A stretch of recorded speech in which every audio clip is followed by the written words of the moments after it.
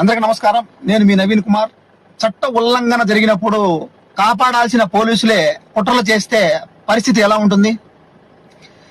గత రాజంపేట ఎస్ఐ లక్ష్మీపహారెడ్డి, గత Rajampet DSP VNK Chaitanya, ప్రస్తుత రాజంపేట ఏఎస్పి మనోజ్ రామనాథ్ హెగ్డే వీరు ఒక ఎస్సీ ఎస్టీ కేసులో నిందితుడైన ఆకేపాటి మురళిరెడ్డిని కాపాడటానికి ఒకరిని మించి ఒకరు పోటీ పడి కేసును పూర్తిగా తప్పుదారి పట్టించారు.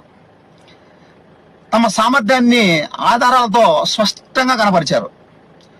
నిజాలను వాస్తవాలను వక్రీకరించడంలో వీరు పడుతున్న ఈ కష్టానికి, ఈ కుట్రలకు ప్రత్యేకంగా ఒక కుట్రల అవార్డు ఇచ్చినా తప్పులేదు.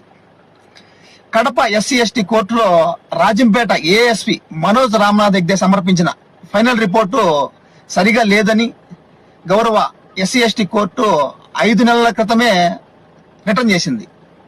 మరియు జాతీయ ఎస్ఐ కమిషన్ కూడా 2 సార్లు రీజైండర్లు ఇచ్చింది.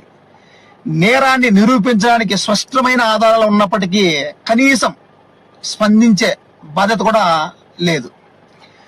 నిందితుడిని కాపాడడమే వీరి లక్ష్యంగా వీరు విధులు నిర్వహించారు.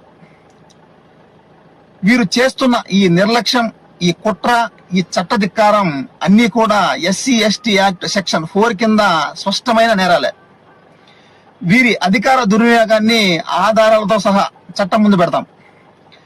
ప్రజలందరికీ వీరి నిజస్వరూపాన్ని తెలియజేస్తాం.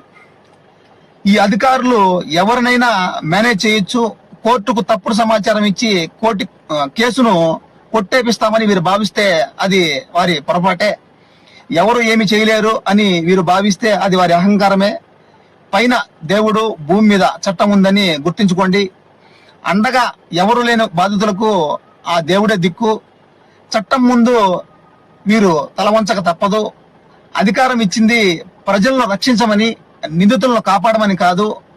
చట్టం కళ్ళు కప్పాలని చూస్తే ఆ చట్టమే మిమ్మల్ని నిలదీస్తుంది.